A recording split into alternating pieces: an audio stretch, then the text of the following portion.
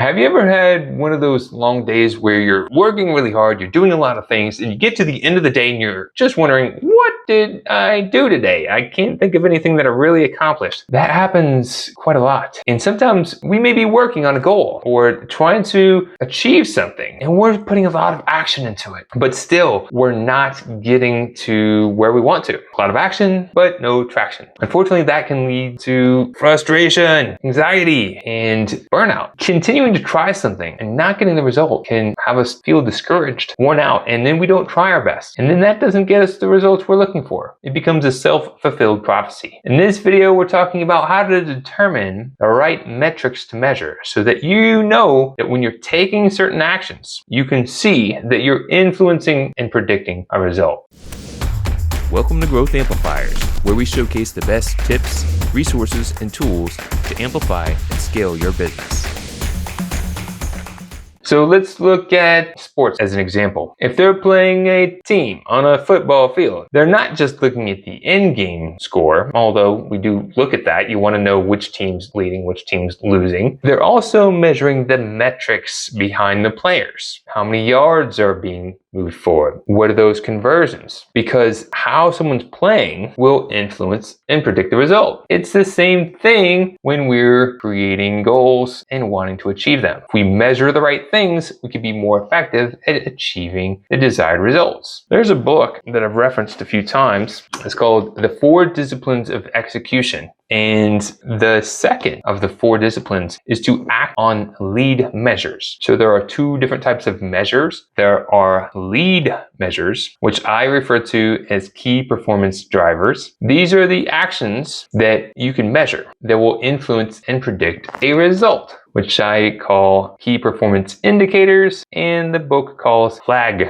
measures, lead and lag measures. It's a great book. I would suggest checking it out. The thing is, when you pay attention to what you can influence, what you can control, you can say, all right, if I want to achieve a better result, I can do more of what I can control, which will influence and predict and raise the result. Imagine that. You want to get stronger, you need to work out more, you need to lift heavier weights. If you're just paying attention to the weight itself, but not the actions to improve your strength, then it's not going to happen by itself. So this is important. Question, have you ever heard of lead metrics or lag metrics? I'd love to hear that in the comments. If you've heard of this book, The 4 Disciplines of Execution, love to know your thoughts on it. The thing is, you want to control the controllables.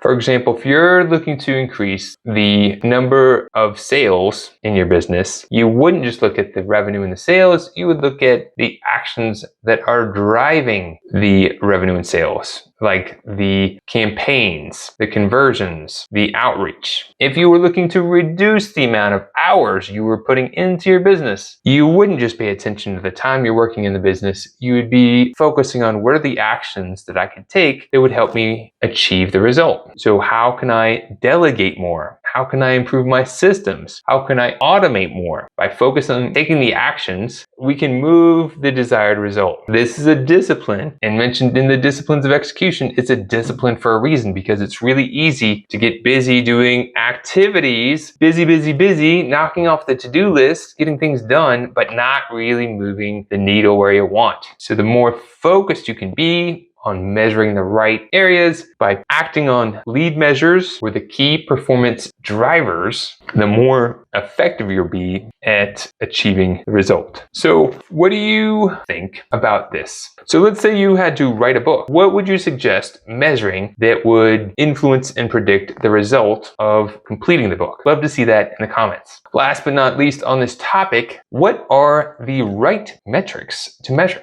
These are the metrics that you can act upon that will influence and predict the result. They should also be easy to get. If it's too challenging to get these metrics and determine what they are, then it's not going to be very effective. And you'd also want to be able to measure them in a short time frame, maybe within a day or within a week, around that time frame. You wouldn't want to be measuring long-term metrics that take a long time to influence and predict a result. If you could only measure it every few months, then you really can't tell if you're making the progress in a responsive fashion. So they should influence and and predict a result. They should be easy to find, obtain, and record, and they should be measurable in a relatively short time frame. So you also want to make sure that you're not selecting too many metrics. With today's technology, you can get a plethora of data and it can overwhelm you. Dashboards with so much metrics and analytics, you don't even know what to make sense of. If you're trying to influence and predict a result, you want to get down to 1, 2, maybe 3 metrics. What are the top ones that if you act upon, they're going to move the needle? The more clear you can be with those metrics, the more focus and attention you'll give them, and the more likelihood you'll actually be effective. So what do you do when you have too much data to sift through or can't seem to find the right metric?